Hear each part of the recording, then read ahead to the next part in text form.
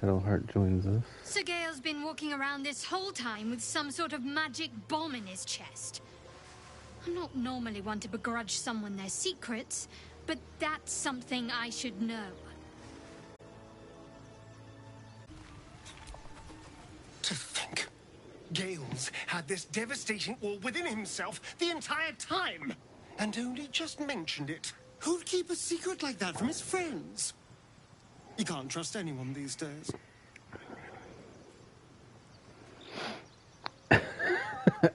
Seriously.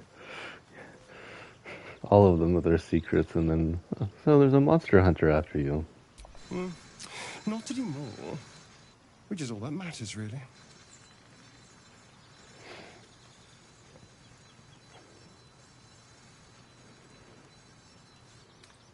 What if there are others? He might not have been alone. Oh, there'll be others. I'm sure of that. If Cazador sent one peon after me, he'll send another.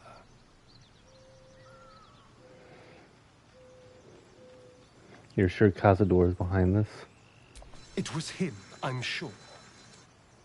Only he would know to send the Gur after me. It was a group of Gur that attacked me that night in Baldur's Gate. I would have died had Cazador not appeared and saved me.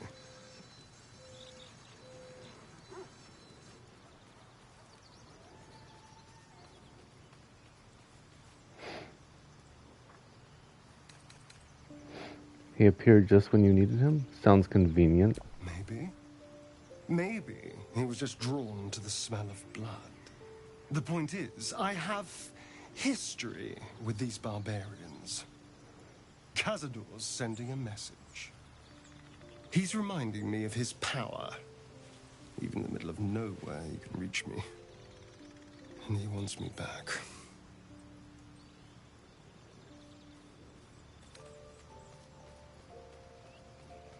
Don't worry, you're safe with me. We just have to be vigilant, keep our wits about us, and kill any monster hunters on sight. Well met. Where is he? Always a delight to speak with you. What can I do?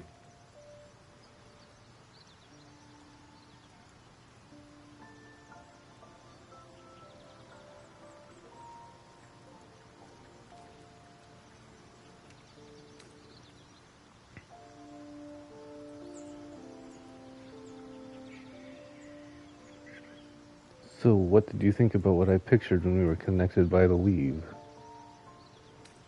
Actually, I was wondering about that mighty lord you told me about in your story. Ah, yes. Karsus. Karsus was perhaps the most powerful wizard that ever lived. The child who would be a god, the elves called him. And he tried. With a spell of his own devising, he endeavored to usurp in one fell swoop the power of the goddess of magic. Mistral, she was called then. Imagine what it must have felt like. To be a god. To know yourself, to be untouchable. To be mistaken. As Karsus aimed his spell at her, she began to unravel. And with her, the entire weave. Too late did he realize what he had unleashed. It would have been the end of everything had not Mistral sacrificed herself. The goddess of magic is all magic. By dying, the entire weave was lost, and the spell that challenged a god failed. It was the end of Mistral, the end of Karsus, and the end of an entire civilization. As the child who would be a god was turned to stone, his empire came crashing down around him. The floating cities of Netheril were no more. An event that came to be known as Karsus's folly.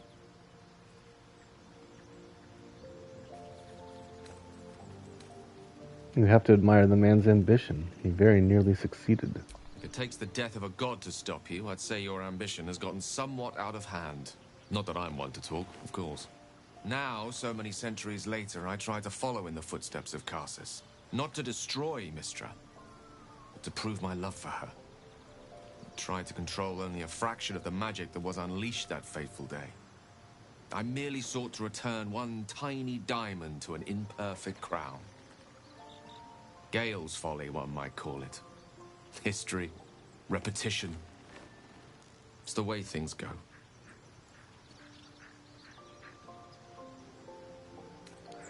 So, what did you think about what I pictured when we were connected by the weave? Oh, I was surprised, but pleasantly so. Just like I said, amid the madness that has befallen us, it seems almost out of place to think of a kiss. And yet, now more than ever, it's important to recall what makes us human. Well, you know what I mean. A stolen glance, that sudden heartbeat. Sometimes the little things are worth more than kingdoms. They promise things to come.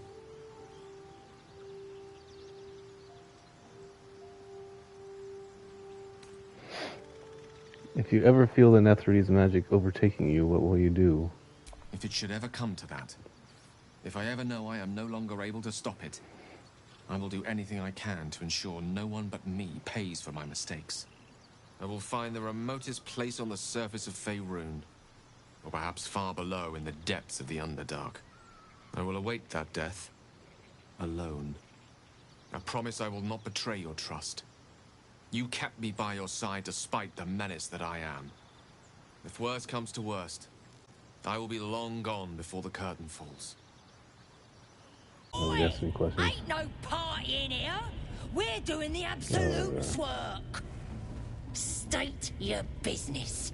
Now. As the symbol glows, power courses through you. Authority.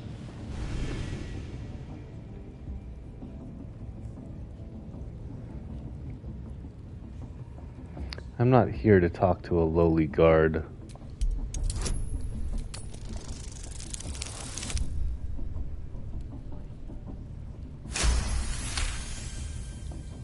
Your mind lurches, reeling suddenly as if bitten. Oh, beg pardon. You must be here to join the other true souls. Please, go right ahead.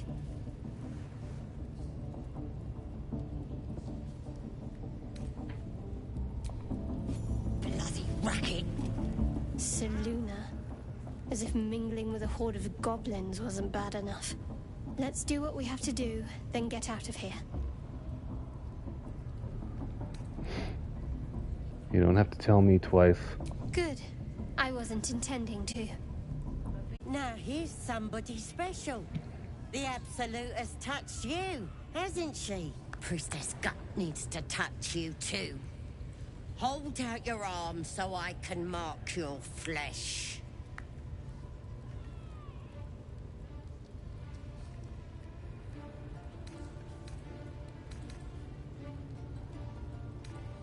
I assume this mark has a purpose. Shows our devotion to the Absolute. These maggots see how strong we are with her guidance. Whole camp will be branded soon, and you should be too. You ready? Brace yourself. This'll sting. Hold out your hand.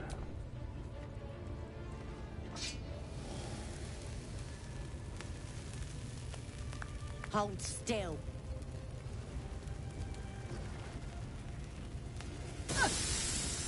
As pain muddles your thoughts, your minds become entangled. A familiar sensation. She, too, carries a parasite.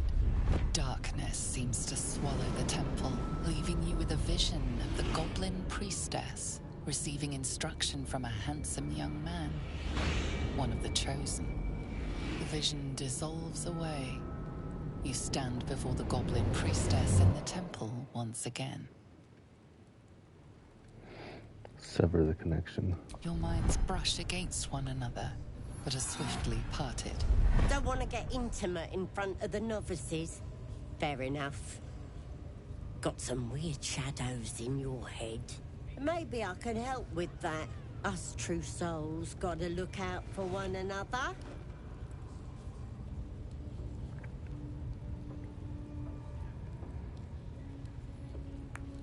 Do you think you can fix whatever's causing those shadows? With the Absolute's will, I can fix anything. Let's deal with this in my chapel. It's private. Don't want this lot interfering with true soul business. priestess. Like us. We want the mark. Why do they think they're talking to a god? Ain't we good enough for